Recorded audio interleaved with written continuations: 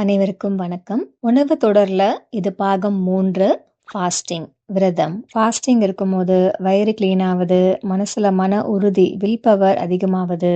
இது இரண்டும் மட்டும் இல்லாமல் உடல் ரீதியாக, மன ரீதியாக, ஆன்மீக ரீதியாக நமக்குள்ள பல நுணுக்கமான மாற்றங்கள் நடக்குது. இது எல்லாத்தையும் முழுமையா புரிஞ்சுக்கிறதுக்கு முதல் ஸ்டெப், ஃபாஸ்டிங் இருக்காத சமயத்துல நார்மலா நம்ம 3 வேளையும் தொடர்ந்து சாப்பிட்டுட்டு இருக்கும் போது உடல்ல என்ன நடக்குது அப்படிங்கறது நமக்கு புரியணும். குறிப்பா இன்னைக்கு நவீன மருத்துவம் சொல்லக்கூடிய டயபெட்டிஸ், நீரிழிவு நோய் வரத்துக்கான காரணம் என்ன, அப்ப உடல்ல எக்ஸாக்டா என்ன நடக்குது, இதை விரிவா புரிஞ்சுக்கும் போது எத்தனை வருடங்களுக்கு மாத்திரை சாப்பிட்டாலும், இன்சுலின் இன்ஜெக்ஷன் எடுத்துக்கிட்டாலும், உணவை சிறு சிறு பாகங்களாக ஒரு நாளைக்கு 4-5 முறை சாப்பிட்டாலும் ஏன் டயபெட்டிஸை குணப்படுத்த முடியல அப்படிங்கிற விழிப்புணர்வு நமக்கு கிடைக்கும். இதை தொடர்ந்து ஃபாஸ்டிங் அப்ப உடல்ல என்ன நடக்குது அப்படிங்கறத பார்க்கலாம். டயபெட்டிஸ் மட்டும் இல்ல, heart disease, hypertension, stroke, cancer, இப்படி பல நோய்களை உடல் தன்னைத்தானே ஏன் குணப்படுத்திக்க முடியல அப்படின்னா அதுக்கு குணப்படுத்துறதுக்கு அவகாசம் கொடுக்காம நம்ம தொடர்ந்து சாப்பிட்டுக்கிட்டே இருக்கிறதுனால தான்.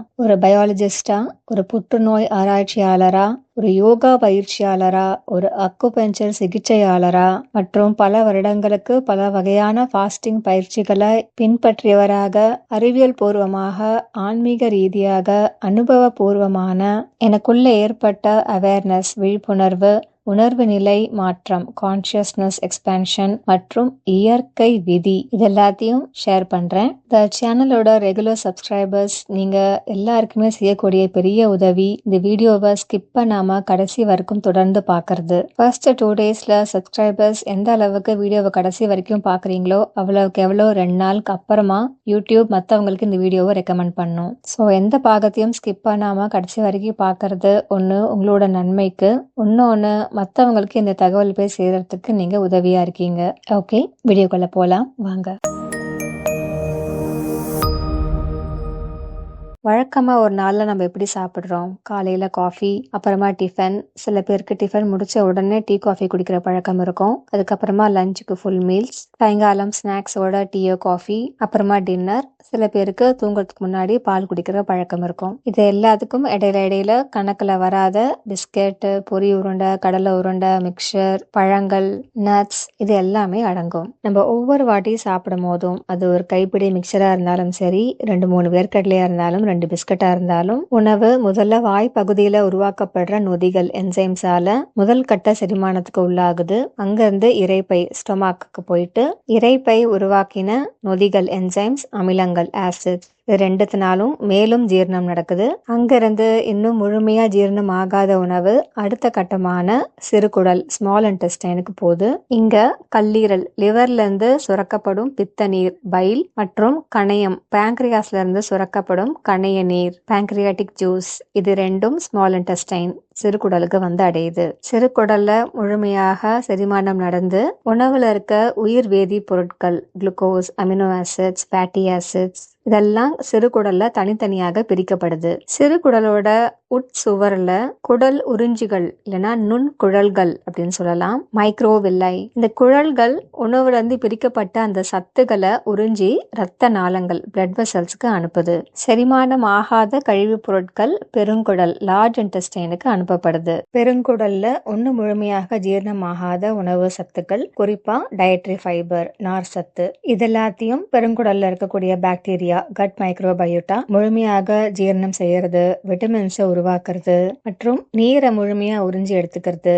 இதெல்லாம் முடிஞ்சு மீதி இருக்க அந்த கழிவு பொருள் தான் மலம். பெருங்குடல இருந்து மலப்பை ரத்தத்துக்கு மலம் வந்து ஆசனவாய் ஆனஸ் வழியா வெளியில வந்துருது. சிறுகுடல்ல இருந்து உறிஞ்சப்பட்ட சத்துக்கள் ரத்தம் வழியாக அங்கிருந்து இதயத்தை அடைந்து இதய துடிப்போட வேகத்தினால, அந்த பிரஷர்னால மற்ற எல்லா உறுப்புகளுக்கும் இந்த சத்து போய் அடையுது. நவீன மருத்துவம் படி இதுதான் டைஜஸ்டிவ் சிஸ்டம், செரிமான மண்டலம். ஆனா நம்மளோட பாரம்பரிய மருத்துவ முறைகள் படி இந்த உறுப்புகள்லாம் இல்லாம பிற உறுப்புகளும் சம்பந்தப்பட்டிருக்கு.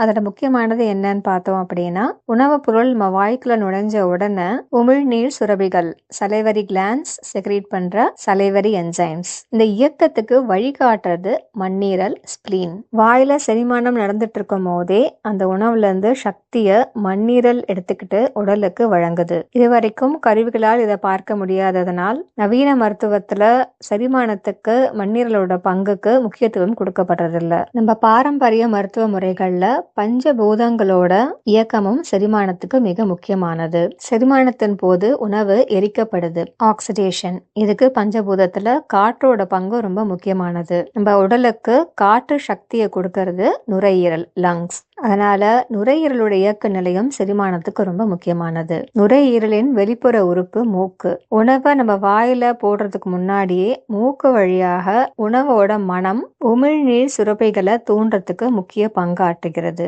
செரிமானத்தோட துவக்கமே மூக்கு தான் அப்படின்னு சொல்லலாம். செரிமானத்துக்கு தேவையான மிக முக்கியமான அடுத்த பஞ்சபூதம் நீர். உணவுல இருக்க நீர் சத்தை பிரித்து முழு உடலுக்கு அனுப்புறதும் சரி, நம்ம உடலுக்கு நீர் வேண்டும் அப்படின்னு தாகம் மூலமாக நமக்கு அறிவிப்பதும் சரி, சிறுநீரகம், கிட்னிஸ். அதனாலதான் சிறுநீரகம் பாதிக்கப்பட்டவங்களுக்கு பொதுவாக பசி உணர்வு ரொம்ப கம்மியா இருக்கும். செரிமானத்துக்கு மிக முக்கியமான அடுத்த பஞ்சபூதம் வெப்பம், நெருப்புன்னு சொல்லலாம். உணவு செரிமானம் ஆகும்போது அதுல இருந்து வெப்பம் வெளிப்படும். வெப்பத்தை கட்டுப்படுத்தும் மிக முக்கியமான உறுப்பு இதயம். உணவு செரிமானம் ஆனதுக்கு அப்புறமா அதுல இருந்து வரக்கூடிய அந்த உயிர் வேதிப்பொருட்கள், சத்துக்கள் உடல் முழுவதும் சென்றடையத்துக்கு உதவியாக இருக்கிறது இதயம் மற்றும் இரத்த நாளங்களோட இயக்கம். அதனால நுரையீரல், சிறுநீரகம், இதயம் இது எல்லாத்தோட இயக்கம் சரியா இருக்கும் போதுதான் செரிமானம் முழுமையா அடைஞ்சு சத்துக்கள் உடலுக்கு போய் சேருது. இது செரிமானத்துக்கு மட்டும் இல்ல, உடல்ல எல்லா இயக்கங்களுக்கும் சொல்லலாம். சுருக்கமா உடல்ல இருக்க ஒவ்வொரு அணுவும் உடல்ல நிகழும் எல்லா இயக்கங்களிலும் பங்கு பெறுது. அதனால செரிமானம் அப்படிங்கிறது தனித்தனியான உறுப்புகள் தொடர்பான வேலை மட்டும் இல்ல, முழு உடலும் அதோட உறுப்புகள் எல்லாம் சேர்ந்து பங்கு பெறும் ஒருங்கிணைந்த இயக்கம் தான் செரிமானம். அதே மாதிரி உடல்ல பஞ்சபூதங்கள் ஒவ்வொன்றும் அதோட உறுப்புகள் வாயிலாக நடத்தும் ஆற்றல் பெறும் இயக்கமே செரிமானம். இப்ப அடுத்த பகுதியில சாப்பிட்ட உடனே ரத்தத்திலையும் உயிரணுக்களையும் நடக்கிற மாற்றங்களை பார்க்கலாம். முதல் நாள் இரவு 8 மணிக்கோ 9 மணிக்கோ சாப்பிட்டுட்டு 10 மணிக்கு படுக்கிறோம். காலையில 6 மணிக்கு எழுந்திரிக்கிறோம். தூங்குற சமயத்துல அந்த இடைவேளை 8 மணி நேரமோ 9 மணி நேரமோ எந்த உணவும் நம்ம எடுத்துக்கல. இப்ப காலையில எந்திரிச்ச உடனே டிஃபன் சாப்பிடுறோம். சாப்பிட்ட உடனே அந்த முதல் 4 மணி நேரத்துக்குள்ள என்ன நடக்குதுன்னா, உணவு சிறுகுடல்ல ஜீரணமானதுக்கு அப்புறமா உயிர் வேதி பொருட்கள் ரத்தத்துல செலுத்தப்படுது. நம்ம வழக்கமா சாப்பிடுற உணவு பொருட்கள் இட்லி, தோசை, சாதம், சப்பாத்தி, பிரெட், பன் வகைகள் இந்த மாதிரியான உணவு பொருட்கள் ஜீரணமானதுக்கு அப்புறமா ரத்தத்துல பிரிஞ்சு வர அந்த உயிர் வேதி பொருட்கள்ல அதிக அளவுல இருக்கக்கூடியது, பிரதானமாக இருக்கக்கூடியது குளுக்கோஸ். குளுக்கோஸை தான் நம்ம பொதுவா சுகர் அப்படின்னு சொல்றோம். பிளட் டெஸ்ட், சுகர் டெஸ்ட் நம்ம பண்ணும்போது நம்ம எந்த அளவு பாக்குறோம் அப்படின்னா, ரத்தத்துல இந்த குளுக்கோஸோட அளவு என்ன இருக்கு அப்படிங்கறத பாக்குறோம். சாப்பிட்ட உடனே ரத்தத்துல இந்த குளுக்கோஸ் அளவு ஏறுது. ரத்த சுழற்சியில இருக்கிற இந்த குளுக்கோஸ் எங்க போய் என்னவா ஆகலாம் அப்படின்னா, முதல்ல உடனடியாக ஒவ்வொரு உறுப்புல இருக்க உயிரணுக்களுக்கு உடனே தேவைப்படுகின்ற ஆற்றல் சக்திக்காக குளுக்கோஸ் அந்த உயிரணுக்களுக்குள்ள சென்று அது ஏடிபி எனர்ஜியா மாறுது. இப்படி எந்த உயிரணுக்களுக்கெல்லாம் உடனடி குளுக்கோஸ் தேவை இருக்கோ அதுக்கெல்லாம் குளுக்கோஸ் எடுத்துக்கப்பட்டு அடுத்த கட்டமாக தசைகளிலும் லிவர், கல்லீரலிலும் கிளைக்கோஜன் அப்படிங்கிற வேதிப்பொருளாக மாறி அங்க சேமிக்கப்படுது. ஒரு சமயத்துல ஒரு குறிப்பிட்ட அளவு தான் கிளைக்கோஜன் நம்ம உடல் சேமிக்க முடியும். கிளைக்கோஜன் சேமிப்பையும் தாண்டி இன்னும் ரத்தத்துல குளுக்கோஸ் இருந்துச்சுன்னா அடுத்த கட்டமாக அது ஃபேட், கொழுப்பு சத்தாக மாறி கொழுப்பு சத்தை சேமிக்கக்கூடிய உயிரணுக்கள் அடிப்போசைட்ஸ் அப்படிங்கிற உயிரணுக்களுக்குள்ள சேமிக்கப்படுது. ஸோ ஒரு ஆரோக்கியமான உடல்ல சாப்பிட்ட உடனே உற்பத்தி ஆகிற அந்த குளுக்கோஸ் ரத்தம் வழியாக சென்று இந்த 3 வடிவத்துல ஒரு வடிவமாக மாறுது. இந்த 3 வடிவ மாற்றங்களுக்கும் மிக முக்கியமான ஹார்மோன் இன்சுலின். சாப்பிட்டு முடிச்ச உடனே ரத்தத்துல குளுக்கோஸ் ஏறின உடனே வயிற்று பகுதியில் இருக்கக்கூடிய கணையம், பேங்க்ரியாஸ் அப்படின்ற உறுப்புக்கு இன்சுலின் அப்படிங்கிற ஹார்மோனை சுரக்க சொல்லி ஒரு சிக்னல் அனுப்பப்படுது. உடனே கணையத்திலிருந்து இன்சுலின் சுரக்கப்படுது. குளுக்கோஸ் மாதிரி இப்ப இன்சுலினும் சேர்ந்து ரத்தத்துல சுத்த ஆரம்பிக்குது. இந்த பார்ட்டை இப்ப கவனமா கேளுங்க. இப்ப இன்சுலின் இங்க என்ன பண்ணுது அப்படின்னா, எந்தெந்த உயிரணுக்களுக்கெல்லாம் உடனடியாக குளுக்கோஸ் தேவைப்படுதோ அந்த செல்லுக்கு முதல்ல இன்சுலின் போய் முன்னாடி நிக்குது. குளுக்கோஸ் அந்த செல்லுக்குள்ள போகணும் அப்படின்னா அதோட கதவுக்கு சாவி இன்சுலின் கிட்ட தான் இருக்கு. அதாவது அந்த செல்லு மேல இருக்க ஒரு புரோதம் கூட இன்சுலின் போய் அட்டாச் ஆனாதான் குளுக்கோஸ் செல்லுக்குள்ள நுழையிற அந்த கேட் ஓபன் ஆகும். இன்சுலினோட ரொம்ப முக்கியமான இயக்கம் இதுதான். ஸோ ஒவ்வொரு செல்லிலையும் இன்சுலின் சாவி போட்டு கேட்டை திறந்து குளுக்கோஸ் அந்த செல்லுக்குள்ள போக போக ரத்தத்துல இருக்க குளுக்கோஸ் அளவு குறைஞ்சிக்கிட்டே வரும். அப்படியே தொடர்ந்து இன்னும் ரத்தத்துல மீதி இருக்க குளுக்கோஸை தசைகள் மற்றும் கல்லீரல்ல கிளைகோஜனா சேமிக்கிறதுக்கு இன்சுலின் உதவும். அதையும் தாண்டி மீதி இருக்க குளுக்கோஸை கொழுப்பு சத்தாக மாற்றி கொழுப்பா சேமிக்கிறதுக்கும் இன்சுலின் உதவும். இதெல்லாம் நடக்கிறதுக்கு சுமாரா ஒரு 4 மணி நேரம் ஆகும். ஸோ சாப்பிட்ட 4 மணி நேரத்துக்குள்ள ரத்தத்துல குளுக்கோஸ் அளவு குறைஞ்சிரும். ரத்தத்துல குளுக்கோஸ் அளவு குறைய குறைய கணையத்துக்கும் சிக்னல் போகும், இதுக்கு மேல இன்சுலின் தேவையில்லை, இன்சுலின் உற்பத்தி ஆவதை நம்ம நிறுத்திக்கலாம் அப்படின்ட்டு. அதனால கணையமும் இன்சுலினை உற்பத்தி பண்ணாது. அதனால ரத்தத்துல இன்சுலினோட அளவும் குறையுது. இப்போ காலையில 8-8:30 நம்ம டிஃபன் சாப்பிட்டுட்டு மத்தியானம் ஒரு 1 மணிக்கு லஞ்ச் சாப்பிடும்போது இடையில ஒரு 4 மணி நேரம் 5 மணி நேரம் கேப் இருக்கும். அந்த கேப்புக்குள்ள இப்ப சொன்ன எல்லா இயக்கமும் நடந்து முடிஞ்சிடுது. மறுபடியும் லஞ்ச் சாப்பிட்றோம். இப்போ லஞ்ச் சாப்பிட்ட உடனே இதே ப்ராசஸ் திருப்பி நடக்குது. இப்போ நம்ம ஒரு வேளை சாப்பிட்றதுக்கும் அடுத்த வேளை சாப்பிட்றதுக்கும் இடையில ஒரு இடைவேளை இருந்தால் மட்டும்தான் இன்சுலின் அளவு ரத்தத்தில் குறைய முடியும். இந்த இடைப்பட்ட நேரத்துல இன்சுலின் அளவு குறையிறது இன்சுலினோட இயக்கத்துக்கு ரொம்ப முக்கியமானது. இதை புரிஞ்சுக்கிறதுக்கு ஒரு நல்ல உவமை என்ன அப்படின்னா, நம்ம ஒரு ஸ்வீட் சாப்பிட்றோம். சாப்பிட்ட உடனே நாக்குல அந்த இனிப்பு சுவை நம்மளால உணர முடியுது. தொடர்ந்து ஒரு 2-3 பீஸ் சாப்பிட்டதுக்கு அப்புறமா திகட்டி போயிடுது. அதுக்கு மேல நம்மளோட நாக்குல அந்த இனிப்பு உணர்வு இருக்காது. கொஞ்ச நேரம் இடைவேளை விட்டுட்டு மறுபடியும் அந்த ஸ்வீட் சாப்பிடும் போது மறுபடியும் அந்த இனிப்பு சுவை நம்மளால உணர முடியும். அப்ப நாக்குல இருக்கக்கூடிய அந்த டேஸ்ட் பட்ஸ் ரீசெட் ஆயிருக்கும். இதே பிரின்சிபலை தான் நம்ம இப்போ இன்சுலினுக்கு பொருத்தி பார்க்க போறோம். போதிய அளவு இடைவேளை கொடுக்காம உணவு சாப்பிட்டுக்கிட்டே இருக்கும் போது ரத்தத்துல குளுக்கோஸும் அதிகமாகிக்கிட்டே இருக்கும், அதே மாதிரி இன்சுலின் அளவும் அதிகமாகிக்கிட்டே இருக்கும். அடிக்கடி செல்ஸ் இன்சுலினை பார்த்துக்கிட்டே இருந்துச்சுன்னா ஒரு கட்டத்துக்கு மேல இன்சுலினுக்கு ரெஸ்பாண்ட் பண்ணாது.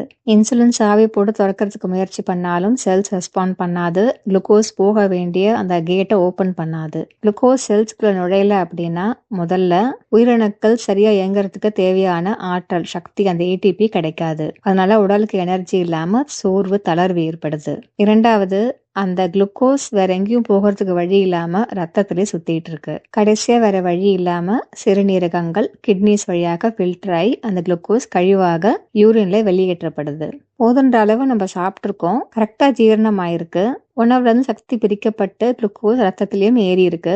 பேங்க்ரியாஸ்ல இருந்து இன்சுலினும் சுரக்கப்பட்டிருக்கு. இது வரைக்கும் எல்லாமே கரெக்டா நடந்திருக்கு. ஆனா எப்படி இனிப்பு சுவை நாக்குல திகட்டி போதோ அதே மாதிரி இன்சுலின் உணவு சாப்பிடுற அந்த இடைவேளை கீழே குறைஞ்சி வராம ஒரு மிதமான அளவுக்கோ இல்ல அதிகமான அளவுக்கோ ரத்தத்துல இருந்துகிட்டே இருந்துச்சு அப்படின்னா அது ரீசெட் ஆகுற வரைக்கும் அந்த செல்ஸ்னால அந்த இன்சுலினை உணர முடியாது, இன்சுலினுக்கு ரெஸ்பாண்ட் பண்றது கிடையாது. இதுக்கு பேர் இன்சுலின் ரெசிஸ்டன்ஸ். ரெசிஸ்டன்ஸ்னா எதிர்ப்பு தெரிவிக்கிறது.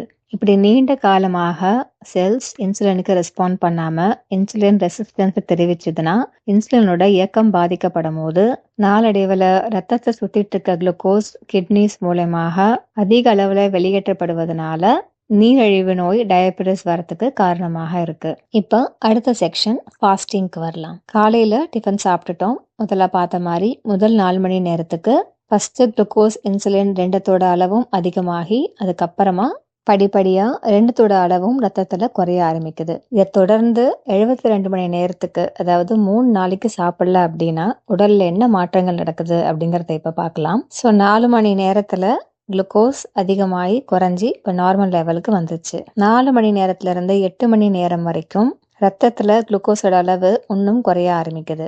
10 மணி நேரம் ஆச்சு, நம்ம ஒன்றும் சாப்பிடல.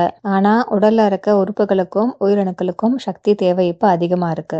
உணவு வராத பட்சத்துல உடல் முதல்ல என்ன செய்யும் அப்படின்னா, இதுக்கு முன்னாடி நம்ம பார்த்தோம் இல்லையா, இன்சுலினோட இரண்டாவது இயக்கமான தசைகளிலும் கல்லீரலிலும் கிளைக்கஜன் அப்படிங்கிற வேதிப்பொருளாக குளுக்கோஸ் சேமிக்கப்பட்டுச்சு அப்படின்ட்டு.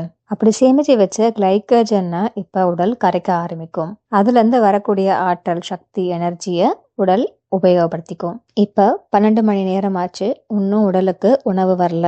கல்லீரல இருந்தும் தசைகளிலிருந்தும் தொடர்ந்து கிளைக்கஜன் சேமிப்பிலிருந்தே ஆற்றல் உருவாக்கிட்டே இருந்தா அது தசைகளுக்கு ஒரு பேக்கப் எனர்ஜி இல்லாம பலவீனமாகறதுக்கு ஒரு வாய்ப்பு இருக்கு. அதனால அடுத்தது பிரெயினுக்கு சிக்னல் போது மூளையில இருக்கக்கூடிய பிட்யூட்டரி கிளாண்ட் அப்படிங்கிற ஒரு சுரப்பி ஒரு ஹார்மோனை சுரக்குது, ஹியூமன் growth ஹார்மோன் HGH. இந்த ஹார்மோன் பண்ணக்கூடிய முதல் வேலை என்ன அப்படின்னா, இதுக்கு மேல தசைகள்ல இருக்க அந்த கிளைக்கஜன் சேமிப்பு மேல உடல் கை வைக்க கூடாது அப்படின்னு தசைகள்ல பாதுகாத்துட்டு அதுக்கு பதிலாக 3வது இயக்கமா நம்ம பார்த்த அந்த கொழுப்பு சத்து சேமிப்பை உடல் இப்ப கரைக்க ஆரம்பிக்குது.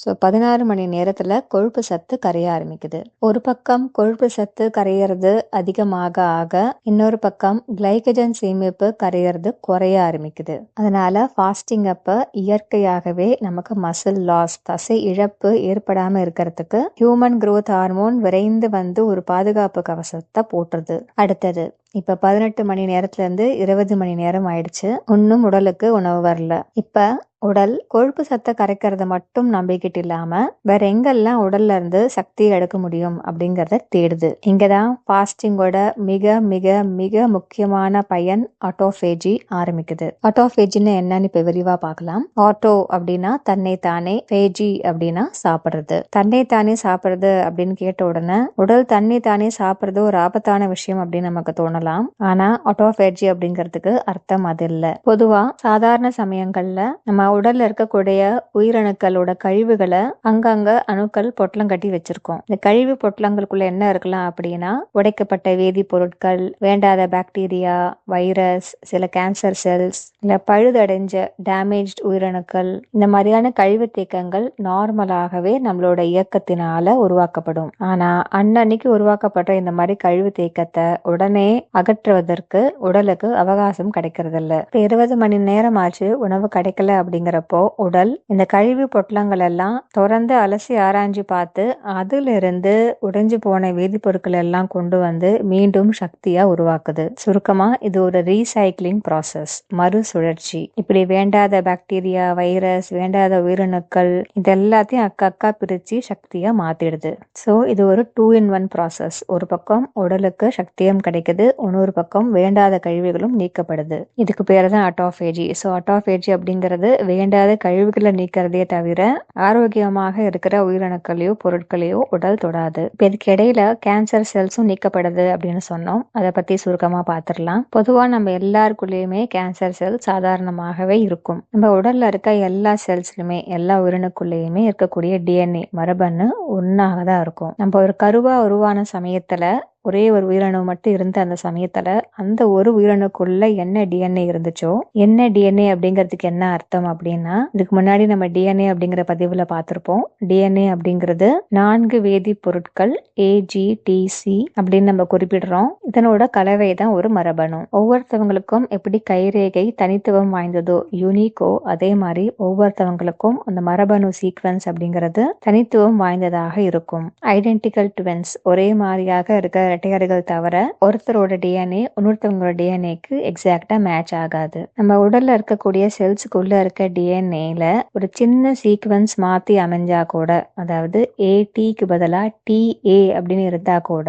அது சில உடல் இயக்கங்கள்ல பெரிதளவுல பாதிக்கலாம். இந்த மாதிரி டிஎன்ஏ சீக்வன்ஸ் மாறறதுக்கு வாய்ப்பு எப்ப அமையலாம் அப்படின்னா, நம்ம எபிஜெனடிக்ஸ் பதிவுல பார்த்த மாதிரி ஒரு நாளைக்கு பல ஆயிரக்கணக்கான உயிரினங்கள் புதுசா உருவாக்கப்பட்டுக்கிட்டே இருக்கு. புது செல் எப்படி உருவாக்கப்படும் அப்படின்னா, ஒரு பழைய செல்லுக்குள்ள இருக்க செல் உறுப்புகள் எல்லாமே ஃபர்ஸ்ட் செல்லுக்குள்ளேயே ரெட்டிப்பாகும். ஒரு டிஎன்ஏ ஒரு நியூக்ளியஸ்ல இருந்து 2 டிஎன்ஏ 2 நியூக்ளியஸாக ஆகும். இந்த மாதிரி எல்லா செல் உறுப்புகளும் டபுளா ஆனதுக்கு அப்புறமா ஒரு செல் பிரிஞ்சு 2 புதிய செல்கள் உருவாக்கப்படும். இதுல ஒரு டிஎன்ஏ 2 டிஎன்ஏவா ஒரு ப்ராசஸ்ல மாறுச்சு இல்லையா, அந்த ப்ராசஸ்ல ஏதாவது கோளாறு நடந்துச்சுன்னா டிஎன்ஏ சீக்வன்ஸ் மாறி அமையறதுக்கு ஒரு வாய்ப்பு இருக்கு. ஆனா செல்ஸ் அங்கங்க ஒரு செக் பாயிண்ட் அப்படின்னு வச்சிருக்கோம். எப்படி இப்ப ட்ரெயின் வந்துச்சுன்னா ரோட்ல ஸ்டாப் கேட் போட்டு க்ளோஸ் பண்ணிடுறாங்களோ, அதே மாதிரி இந்த மாதிரி தவறாக உருவாக்கப்பட்ட டிஎன்ஏ இதுக்கு மேல அந்த செல்லை வளர விடாம ஒரு ஸ்டாப் கேட் அங்க போட்டு காவல் காக்கப்படும். பெரும்பான்மையான சமயத்துல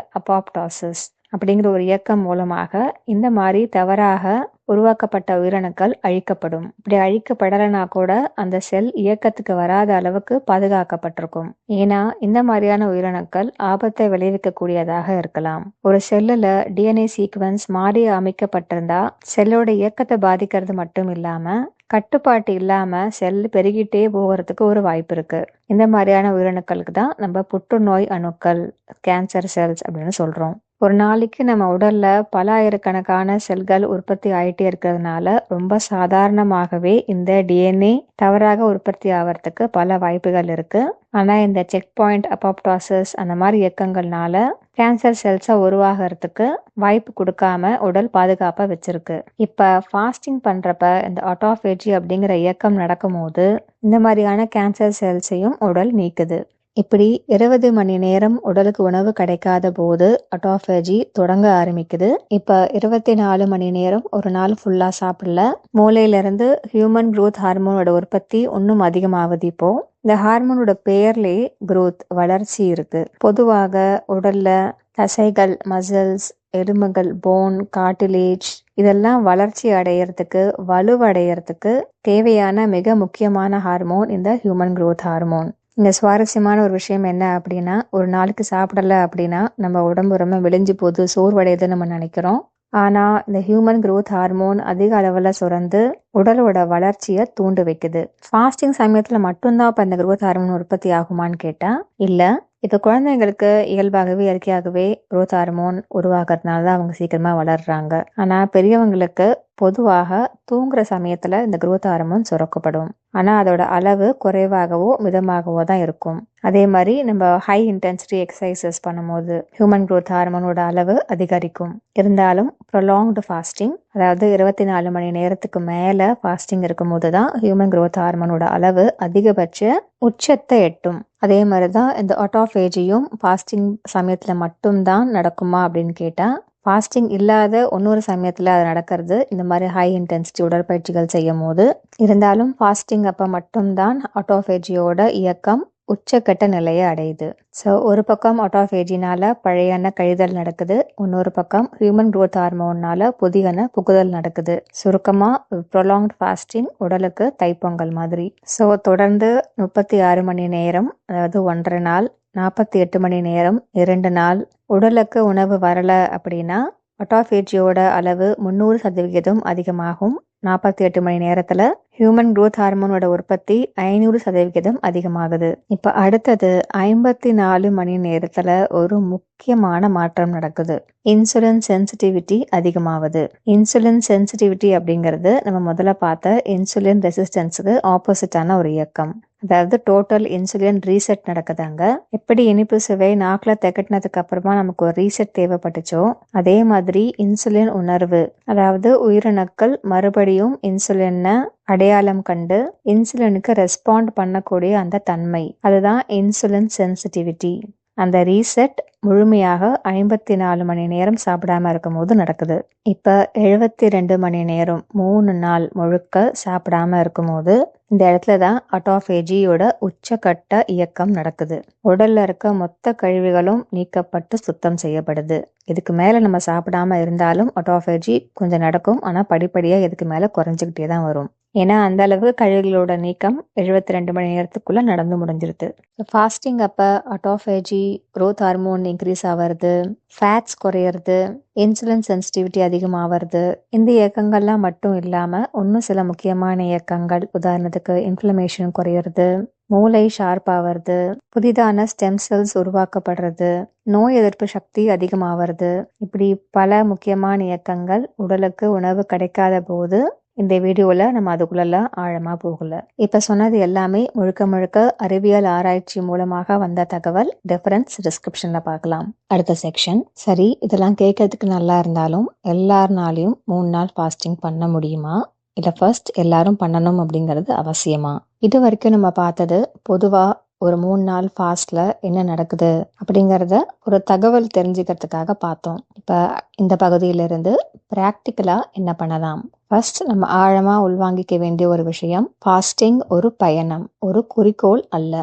முதல் எச்சரிக்கை, யாரெல்லாம் ஃபாஸ்டிங் கண்டிப்பா பண்ணக்கூடாது: 16 வயதுக்கு கீழே இருக்கிற குழந்தைகள், கர்ப்பிணி பெண்கள், பால் கொடுக்கும் தாய்மார்கள், உடலில் நோய் இருப்பவர்கள் ஒன்று மருத்துவர்களோட ஆலோசனை கேட்டு பண்ணலாம். இல்லைன்னா தைரியம் எனக்கு இருக்கு, தன்னம்பிக்கை இருக்கு, எந்த ஒரு ஆபத்தை விளைவும் எனக்கு ஏற்படாது அப்படின்ட்டு ஆழ்மனத்துல நம்பிக்கை இருக்கவங்க பண்ணலாம். சரி, ஃபர்ஸ்ட் இப்ப நம்ம ஃபாஸ்டிங் அப்படிங்கறத எதை சொல்றோம்? ஒரு வேளை சாப்பிடாம இருக்கிறதும் ஃபாஸ்டிங் தான். இல்ல இப்ப பார்த்த மாதிரி 3 நாளைக்கு சாப்பிடாம இருக்கிறது தான் நம்ம இந்த வீடியோல ஃபாஸ்டிங் அப்படின்னு சொல்றோமா? இதுக்கு முன்னாடி எந்த விதமான ஃபாஸ்டிங் எப்போதுமே பண்ணதே கிடையாது அப்படின்னு இருக்கக்கூடியவர்கள்ல இருந்து நம்ம தொடங்கலாம். So first stage fasting for beginners, second stage intermittent fasting, third stage prolonged fasting. இந்த ஃபாஸ்டிங் வகைகளை இப்போ பார்க்கலாம்.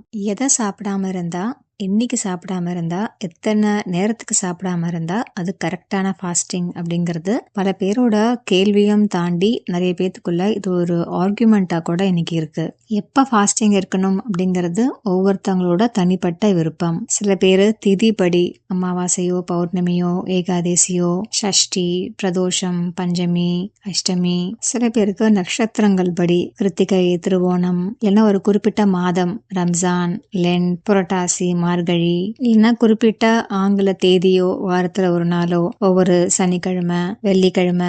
சாய்பாபா பக்தர்கள் பொதுவா வியாழக்கிழமை அன்னைக்கு ஃபாஸ்டிங் இருப்பாங்க, இல்லைன்னா மாசத்துலயோ வாரத்திலயோ ரேண்டமா ஏதோ ஒரு நாள். இப்படி நம்மளோட சௌகரியத்துக்கு ஏத்த மாதிரி நம்ம எப்ப வேணா எந்த தினத்துல வேணா ஃபாஸ்டிங் இருக்கலாம். நான் ஃபாலோ பண்ண ஒரு சின்ன டெக்னிக் என்ன அப்படின்னா, இயற்கையா எந்தெந்த திதிகள்ல எனக்கு பசி குறைவா இருக்கு அப்படிங்கறத பல மாதங்களுக்கு நோட் பண்ணி வச்சுட்டு வந்து, குறிப்பா ஒரு திதி அன்னைக்கு பௌர்ணமி அன்னைக்கு முழு நாளுமே எனக்கு பசி இயற்கையாவே இல்லை அப்படிங்கறத உணர்ந்திருக்கேன். ஸோ இந்த மாதிரி இயற்கை உணர்வை ஃபர்ஸ்ட் கவனிச்சுட்டு அதன் பேர்ல ஒரு நாளை நம்ம தேர்ந்தெடுக்கிறதும் ஒரு வழி, ஒரு இயற்கையான வழி. ஃபாஸ்டிங் அப்ப எதை சாப்பிடலாம் எதை சாப்பிடக்கூடாது இதுலயும் எந்த வரைமுறையுமே கிடையாது. ஒவ்வொருத்தங்களும் அவங்கவுங்களுக்கு எதை விடணும் தோணுதோ அதை விடலாம், இல்லைன்னா எந்த உணவை மட்டும் எடுத்துக்கணும் அப்படின்னு ஐடியா இருக்கோ அதை மட்டும் எடுத்துக்கலாம். பாலும் பழ வகைகள் மட்டும் எடுத்துக்கிட்டு ஒரு நாள் ஃபுல்லா ஃபாஸ்டிங் இருக்கலாம் இருக்கலாம். தினைக்கும் அசைவ உணவு சாப்பிடுறவங்க சைவ உணவு மட்டும் ஒரு நாள் சாப்பிடுறது ஃபாஸ்டிங் ஆனா ஆமா, அதுவும் ஒரு வகையான ஃபாஸ்டிங். தினைக்கும் டீ காஃபி குடிக்கிறவங்க ஒரு நாளைக்கு டீ காஃபி குடிக்காம இருக்கிறதும் ஒரு வகையான ஃபாஸ்டிங். திரவ உணவுகள் லிக்விட் ஃபுட் மட்டும்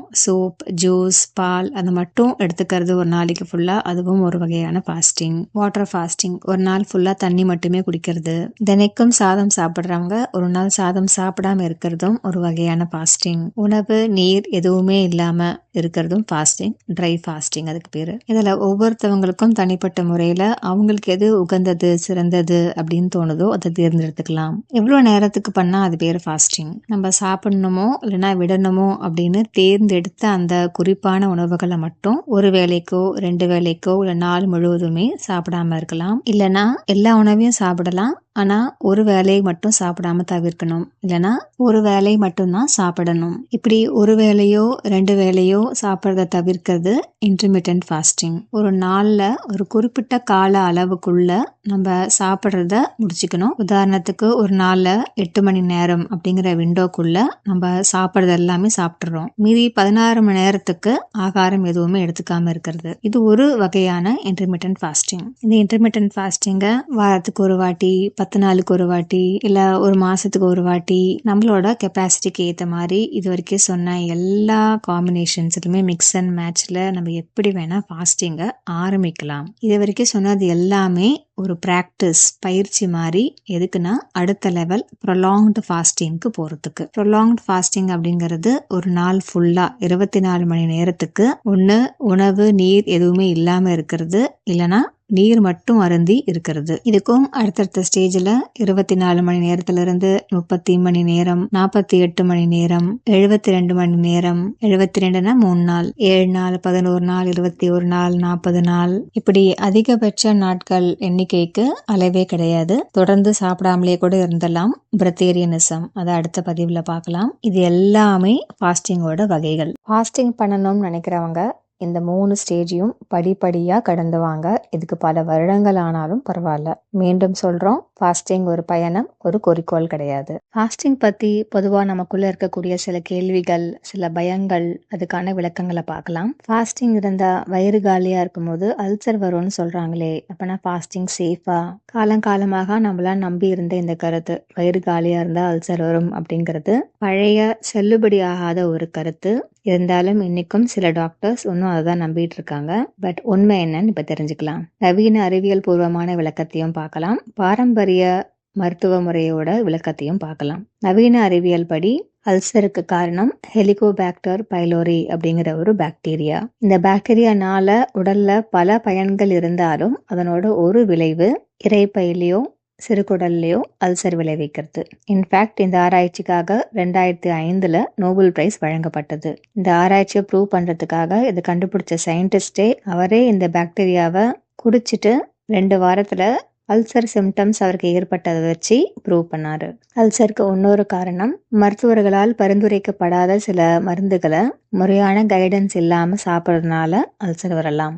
பாரம்பரிய மருத்துவ முறைப்படி அல்சருக்கு மிக முக்கியமான காரணம் இரைப்பையில உணவோட தேக்கம். கேப்பே விடாம ஒன்னுக்கு மேல ஒண்ணு இரைப்பையில உணவை நம்ம அடிக்கிட்டே போகும்போது முதல்ல சாப்பிட்ட உணவு முழுசா ஜீரணமாகி அடுத்த பகுதிக்கு போகிறதுக்கு முன்னாடியே நம்ம அடுத்த வேலை உணவை சாப்பிட்டுறோம். இப்படி உணவு இரைப்பையிலேயே தேங்கி அழுகுவதால் வெளிப்படும் ஒரு விதமான அமிலம் ஆசிட் இரைப்பையோட அந்த உட்சவர்கள்ல அரிச்சு அது உண்டாக்குறதுதான் அல்சர். இப்போ ஒரு ஸ்டீல் தட்டுல நம்ம சமைத்த உணவை வெளியில வச்சிருக்கோம் ரொம்ப நாளைக்கு. அது அழுகி அழுகி என்ன ஆகும்னா ஒரு விதமான துர்நாற்றம் அடிக்கும். நுண்ணுயிர்கள்லாம் அது மேல உருவாகி சில அமிலங்களை உருவாக்கும். அழுகி போன உணவுகள்லாம் தட்டுல இருந்து நீக்கி எடுத்துட்டு பார்த்தோம்னா அந்த தட்டோட மெட்டல் லேயர் லேசாக அரிக்கப்பட்டிருக்கும். இது அழுகி போன உணவால உருவாக்கப்பட்ட அமிலத்தோட விளைவு. இதே பிரின்சிபல் தான் அல்சர்லயும் நடக்குது. பிளஸ் அறிவியல் பூர்வமாகவும் நம்ம இரைப்பையில உருவாக்கக்கூடிய அமிலம் ஹைட்ரோகுளோரிக் ஆசிட் இரைப்பையே தாக்காம இருக்கிறதுக்கு மியூக்கஸ் செக்ரேஷன் அப்படிங்கிற பாதுகாப்பு கொடுக்கக்கூடிய சில வேதிப்பொருட்களையும் இரைப்பையே உருவாக்கி வச்சிருக்கு. அதனால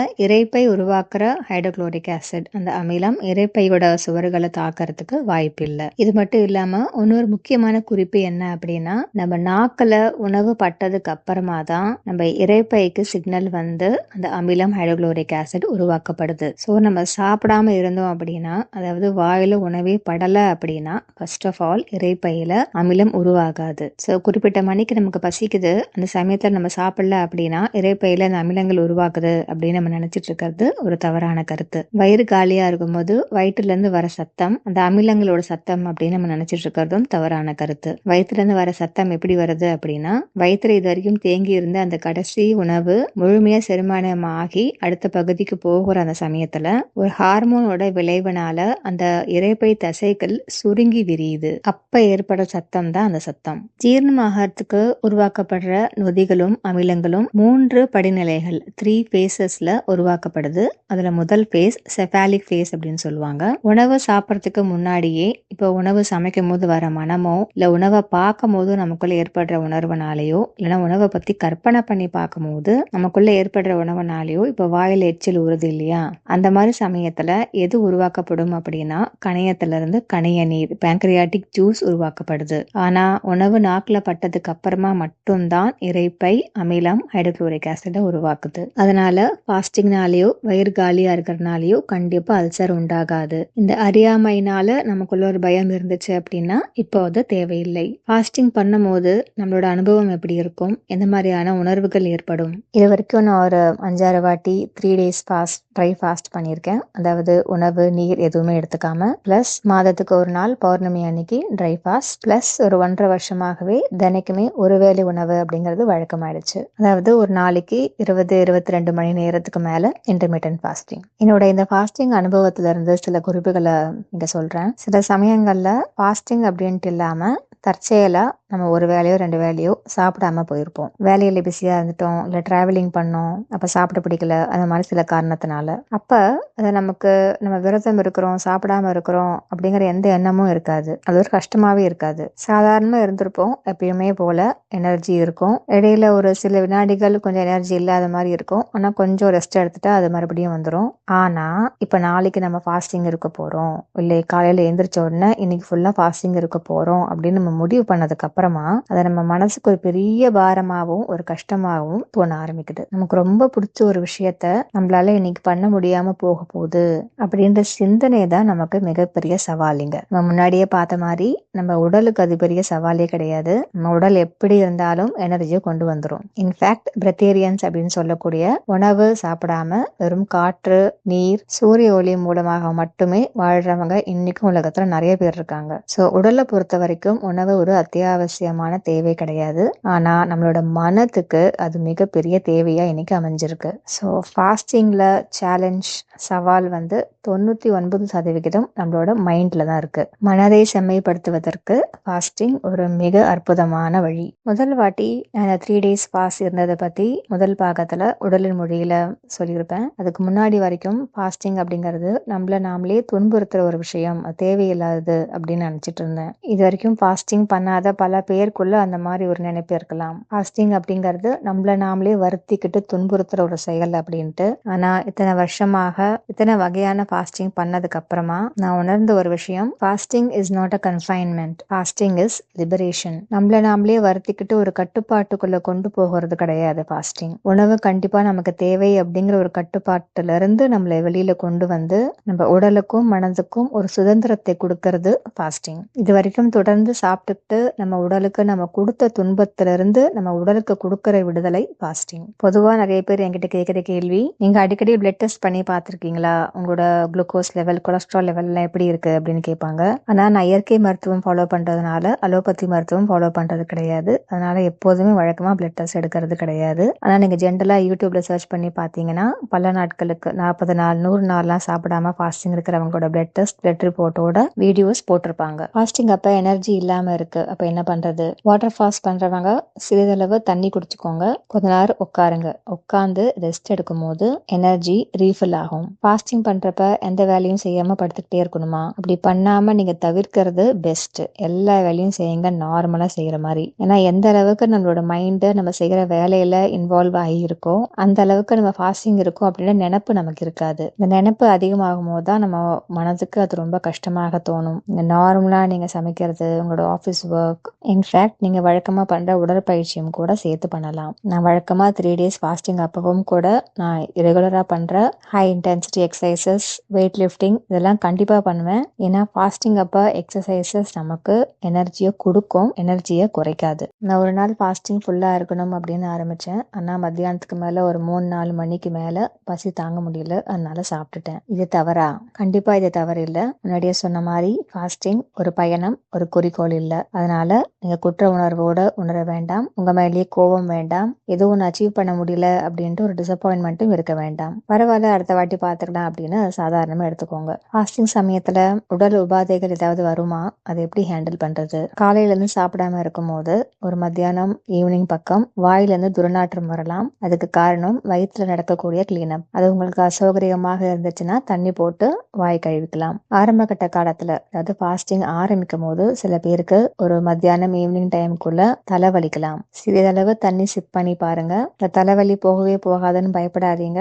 சாப்பிட ஆரம்பிச்சதுக்கு அப்புறமா தானா சரியாயிடும். இப்ப prolonged fasting 2 days 3 days fasting இருக்கவங்க காலையில எழுந்திருக்கும் போது லைட்டா தலை கருன்னு சுத்துற மாதிரி ஒரு உணர்வு இருக்கலாம். அதனால படுக்கை விட்டு உடனே எந்திரிச்சு நிக்காம கொஞ்ச நேரம் உட்காந்துட்டு அப்புறமா நிதானமானதுக்கு அப்புறமா மெதுவா எந்திரிங்க. ஃபாஸ்டிங் அப்ப இதுக்கு முன்னாடி பறிச்சு தேவை இருந்த பற்கள்ல லேசா வலிக்கிற மாதிரி ஒரு உணர்வு இருக்கு. சில பேருக்கு இது இருக்கலாம். Pain is always a sign of healing. வலி அந்த பாகம் குணமாவது அப்படிங்கிறதுக்கு ஒரு அறிகுறி. நிறைய கொட்டாவி வருது ஃபாஸ்டிங் சமயத்துல. உள்ளடக்கக்கூடிய இயக்கங்களுக்கு நிறைய காட்ட தேவைப்படுது.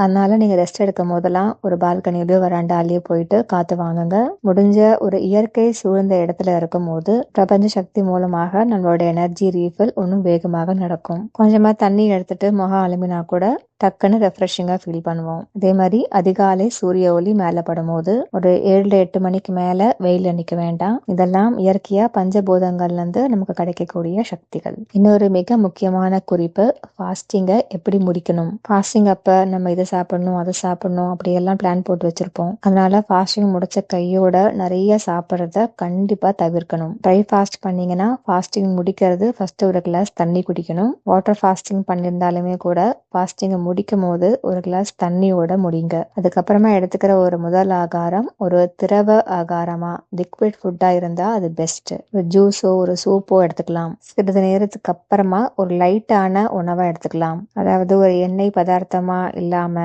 டீப் ஃப்ரை பண்ணது, ரோஸ்ட் பண்ணது, இந்த மாதிரி ஹெவி ஃபுட்ஸ் இல்லாத லேசான பழ வகைகள் எடுத்துக்கலாம். அடிப்படையா கொஞ்சம் கொஞ்சமா ஃபாஸ்டா பிரேக் பண்ணுங்க. இது ரொம்ப முக்கியமானது. நிறைய பேர் ஃபாஸ்டிங் பண்ணும் போது இந்த தவற பண்ணுவாங்க. ஃபாஸ்டிங் முடிச்ச கையோட ஹெவி ஃபுட்டு சாப்பிட்ருவாங்க.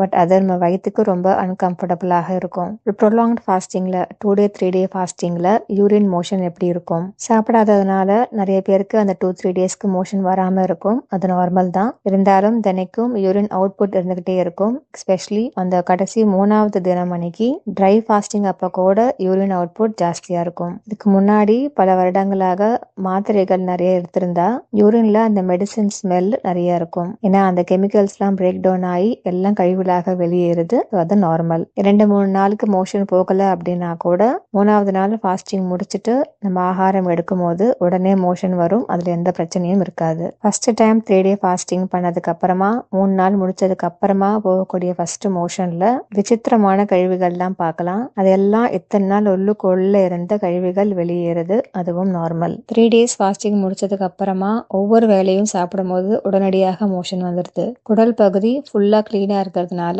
ஃபர்ஸ்ட் ஒரு நாளைக்கோ 2 நாளைக்கோ அந்த மாதிரி தான் இருக்கும். லைட்டா ஏதாவது சாப்பிட்டா கூட உடனே மோஷன் வர மாதிரி இருக்கும். அது பரவாயில்ல. சில பேருக்கு 2-3 டேஸ் ஃபாஸ்டிங் முடிச்சதுக்கு அப்புறமா உடனே எதுவுமே சாப்பிட முடியாது, சாப்பிட பிடிக்காது. அதுவும் பரவாயில்ல. உங்களோட இயற்கை உணர்வை கவனிச்சு அதுக்கேற்ற மாதிரி சாப்பிடலாம். ஒரு 3 டேஸ் ஃபாஸ்டிங் முடிஞ்சு 2 நாள் ஆகுது. 2 நாள் நல்லா சாப்பிட்டுட்டு இருக்கேன். ஆனாலும் இன்னுமே எனக்கு எனர்ஜி ரிகவர் ஆகல. ஃபர்ஸ்ட் டைம் ப்ரொலாங்ட் ஃபாஸ்டிங் பண்ணும்போது இது காமன். பயப்பட வேண்டாம். இதுவும் தன்னால இயற்கையா சரியாயிடும். ஃபாஸ்டிங் பண்ணணும்னு தோணுது. ஆனா ஒரு மோட்டிவேஷன் வர மாட்டேங்குது. ஏதாவது ஒரு டிப்ஸ் கொடுங்களேன். இந்த மாதிரி பயிற்சிகளை ஒரு குரூப்பா தொடங்கும் போது மோட்டிவேஷன் அதிகமா இருக்கும். ஃப்ரெண்ட்ஸ் குரூப் இல்ல அலுவலகத்துல வேலை பார்க்கறவங்க இல்ல வேற எந்த கம்யூனிட்டியோட குரூப்பா இருந்தாலும் ஒரு டெலிகிராம் வாட்ஸ்அப் குரூப் இதுக்கு தனியா ஆரம்பிங்க. ஒரு டேட் பிக்ஸ் பண்ணி எல்லாரும் அதே டேட்ல ஃபாஸ்டிங் ஆரம்பிங்க. அப்பப்ப நீங்க என்ன உணர்றீங்க அப்படின்ட்டு குரூப்ல பகிர்ந்துக்கோங்க.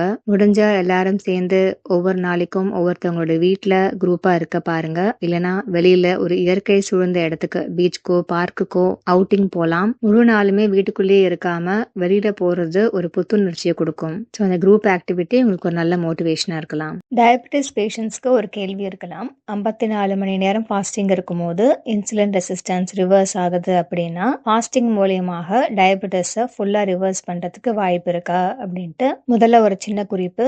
நான் பாரம்பரிய மருத்துவத்தை ஃபாலோ பண்றதுனால ரத்தத்துல ஒரு குறிப்பிட்ட அளவு தான் குளுக்கோஸ் இருக்கணும். இந்த அளவு வரைமுறைக்கு மேல இருந்துச்சுன்னா அது ஒரு நோய், நீரிழிவு நோய் அப்படிங்கிறது இந்த மருத்துவத்தோட கோட்பாடு கிடையாது. இந்த மருத்துவத்தோட கோட்பாடு படி ரத்தத்துல குளுக்கோஸோட அளவு என்ன வேணா இருக்கலாம். ஆனா உடல்ல நம்ம ஆரோக்கியமா உணர்றோமா, சக்தி குறையாம எப்போதுமே எனர்ஜெட்டிக்கா இருக்கோமா, மற்றும் நாடி பரிசோதனையில பஞ்சபூதங்களோட இயக்கத்தை உணர்ந்து அதன் வழியாக உடல் ஆரோக்கியம் எப்படி இருக்குது அப்படின்னு கண்டுபிடிக்கிறது, டயக்னைஸ் பண்றது தான் இந்த மருத்துவத்தோட கோட்பாடு. அதனால டயபெட்டிஸ் அப்படிங்கிறது ஒரு நோய் அப்படின்ட்டும் அதை கண்ட்ரோல் பண்ணணும் இல்லைன்னா ரிவர்ஸ் பண்ணணும் அப்படிங்கிறதும் நான் ஃபாலோ பண்ற அந்த பாரம்பரிய மருத்துவத்துல கோட்பாடு இல்லாததுனால டைரக்டா இந்த கேள்விக்கு என்னால ஒரு விடையை சொல்ல முடியாது. இருந்தாலும் நவீன மருத்துவ முறை சொல்லக்கூடிய இந்த டயபெட்டிஸ் அப்படிங்கிற நோயை முழுமையாக ரிவர்ஸ் பண்றதுக்கு ஃபாஸ்டிங் மூலியமாக கண்டிப்பா முடியும் அப்படிங்கறத தி டயபெட்டிஸ் கோட் அப்படிங்கிற புத்தகத்துல எப்படி ஃபாஸ்டிங் பண்ணணும், படிப்படியா என்ன அதுக்கு ஸ்டெப்ஸ் ப்ரொசீஜர் அப்படின்ட்டு விரிவா கொடுக்கப்பட்டிருக்கு. இந்த புக்கை இலவசமா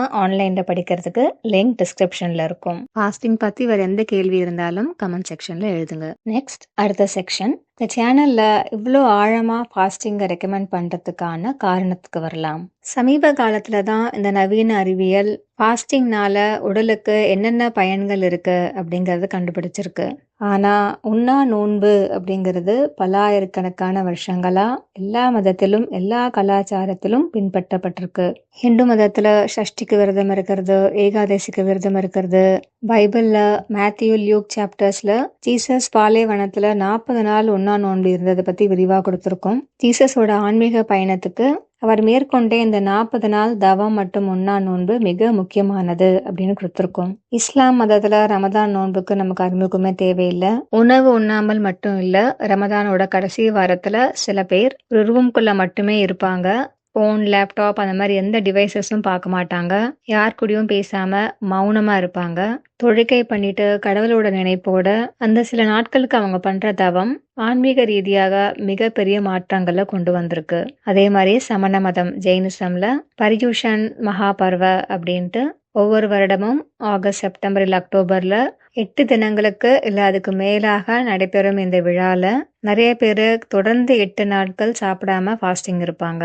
இப்படி எதற்காக ஒவ்வொரு மதத்திலையும் கடவுள்கிட்ட நம்ம நெருங்கணும் அப்படின்னா அதுக்கு உண்ணா நோன்பு ஒரு வழி அப்படின்னு சொல்லியிருக்காங்கன்னு பார்க்கலாம். நம்மளோட பாரம்பரிய நூல்கள்ல என்ன கொடுக்கப்பட்டிருக்கு அப்படின்னா, ஒரு மனிதனுக்கு தேவையான தினசரி சக்தி 60% வெளியிலிருந்து வரணும். அதாவது சூரிய ஒளி, காற்று, நீர் இந்த மாதிரி பஞ்சபூதங்கள்ல இருந்து வரணும். 40% மட்டும்தான் மனிதன் உண்ணும் உணவுல இருந்து வரணும். ஆனா நம்ம இன்னைக்கு வாழ்ந்துட்டு இருக்க காலகட்டத்துல நம்ம நிறைய பேரோட நம்பிக்கை என்ன அப்படின்னா 100% ஆற்றலும் நமக்கு உணவுல இருந்தா வரணும் அப்படிங்கிறது. பரிணாம வளர்ச்சி எடுத்து பார்த்தாலும் ஆதிகால மனிதனுக்கு தினைக்குமே உணவு கிடைக்காது.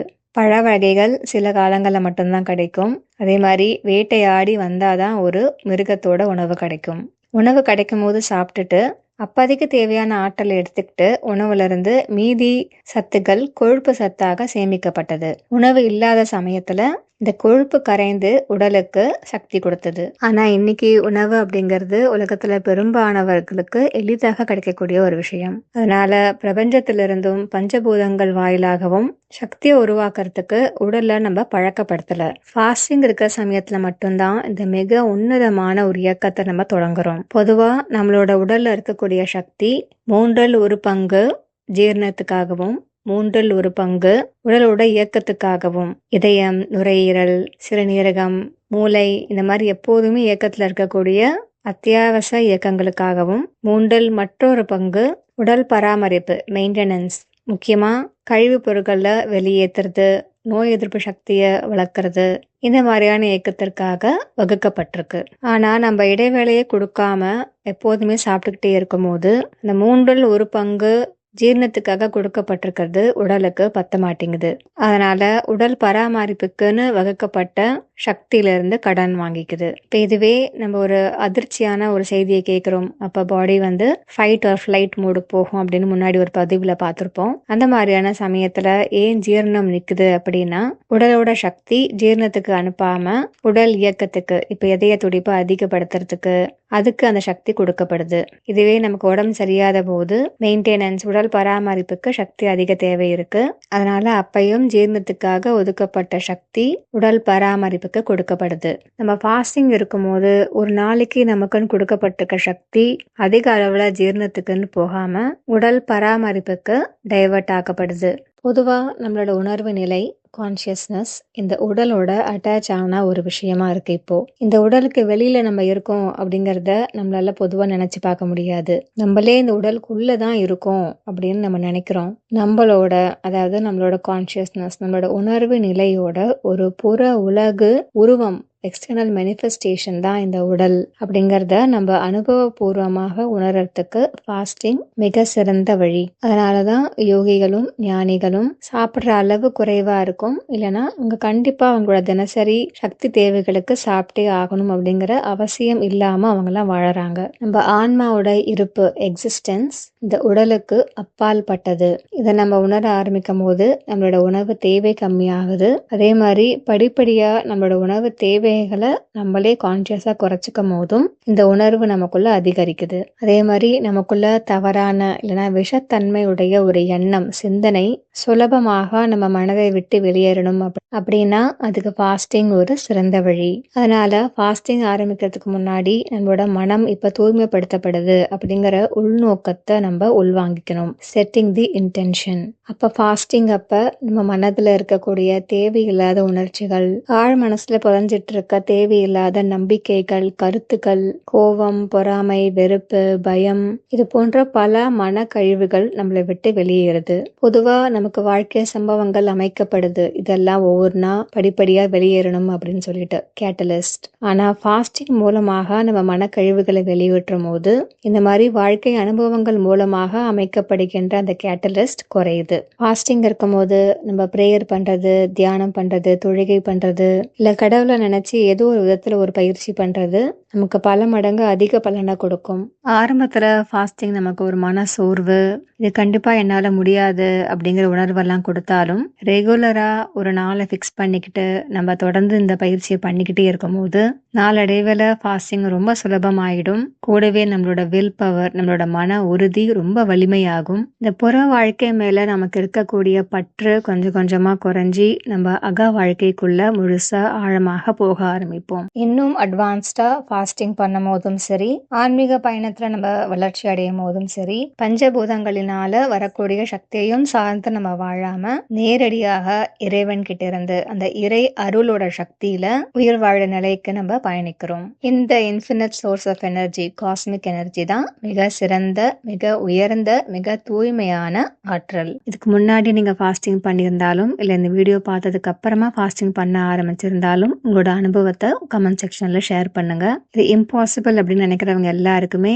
ஃபாஸ்டிங் பண்ணவங்க அவங்களோட அனுபவத்தை ஷேர் பண்ணும் போதுதான் மற்றவங்களுக்கு இது பாசிபிள் அப்படிங்கிற ஊக்கத்தை கொடுக்குது. இந்த பதிவு உங்களுக்கு பயனுள்ளதாக இருந்துச்சுன்னா நிறைய பேருக்கு ஷேர் பண்ணுங்க. ஃபாஸ்டிங் ஒரு பயணம், குறிக்கோள் இல்ல. தொடர்ந்து இன்னொரு பதிவுல சந்திக்கலாம். இயற்கையை தேடி நம் பயணங்கள் அனைத்தும் இனிதாக அமைய வாழ்த்துக்கள். நன்றி, வணக்கம்.